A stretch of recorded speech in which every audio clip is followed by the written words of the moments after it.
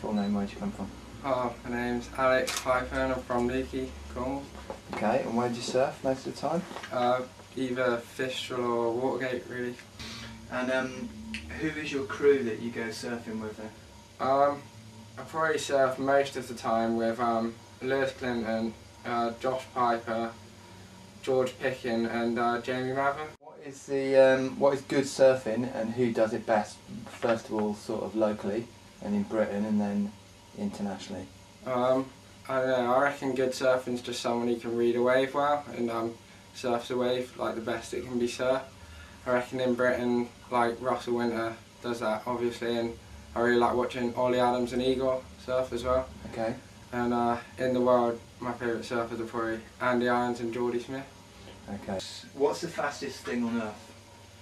I don't know, Mick Fanning probably, fastest thing on earth. Probably not far off actually. What do you do on a daily basis from dawn till dusk? Give me an average day out of your life. Probably get up in the morning and go to sixth form because I'm at college at the minute, and then because I'm hardly there because I don't have any lessons, probably go check the surf, and then if it's good surf, if not probably go home and go on the computer or something. Okay, what, on Facebook? Yeah, probably. Okay.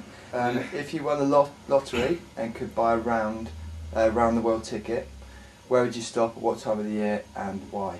Probably stop at Bali in April because I think that's like the best season for it, and yeah, probably just stop there for the waves and stuff. Okay. Where else would you like keep on going from there? Yeah, I'd like to visit Australia as well, just because I've never been there, and probably, I don't know, just in the summer I like to spend some time down France because it's like the culture down there, I think it's like real cool in the summer.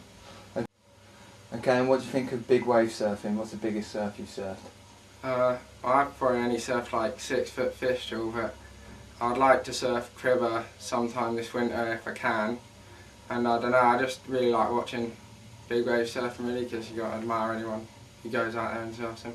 And toning, would you have a go at that? Yeah, I'd definitely have a go at it, but can't guarantee be the best at it. No, alright. And in an ideal world, would you be a sponsored free surfer or a CT warrior, or would you be like a combination of both?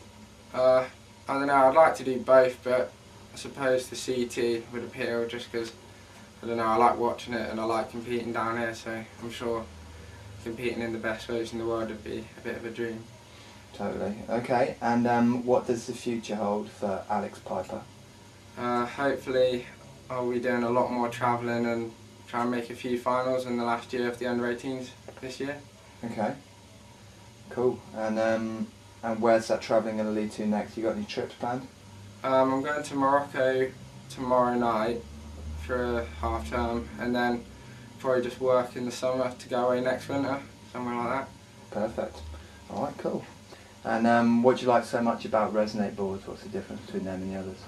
They're, I don't know, just for small waves they're just so much more floaty, and you just can't really, and I don't know, they're just really good in small waves. Okay, and what about how long they last? Do you find you snap loads of them? Oh nah, they're really durable and just you can't really ding them. You have to be right over rocks or something to ding them. So that's good. Okay, what is the future of surfboard design then? Obviously you're riding boards that are a lot different to what you've been riding 4 or 5 years ago. Yeah, I reckon that with Resonate they're just looking to really test the new shapes out and that. And I think with the plastic boards it's going to soon take over from foam boards just for the durability, and you don't really feel any difference in performance there. I find that you get a lot more drive through your bottom turns and turns with them because it just holds in really nice, and they're like really good in small waves because of the buoyancy in that. Yeah. What about in bigger waves? How do you find them in there?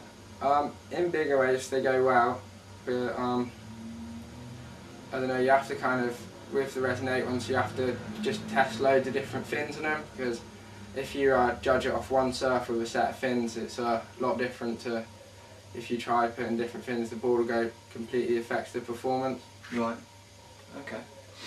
Okay, cool. And the big advantage of plastic boards over polyurethane boards, then you've obviously switched so that you're riding them full time, have you? Yeah, I'm riding these full time, and I'd say that just you don't have to worry as much in a surf. Like, you don't have to worry, oh, if I take off on this late drop, am I gonna ding my board or ruin my board? And they kind of just like they feel new all the time. It's like when you get a foam board, they feel really good for like a few weeks, and then they kind of, although there's nothing wrong with them, they just feel dead. I found that they last and feel like new every time you get on them. Okay.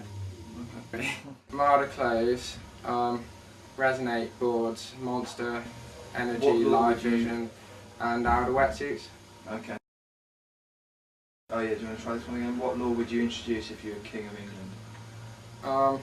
If I was the King of England, I'd probably introduce a law where like locals get priority on spots or something, Yeah. just to like, so we don't keep getting dropped in on and stuff. Who's the worst drop-ins then, do you reckon, in Newquay? I wouldn't say there's someone who's the worst drop-in, but I probably get dropped in on about 3 times every surf. My first surf in 2009, for the first hour I hadn't rode a wave by myself. I got dropped in on so much. Got to be happy with that.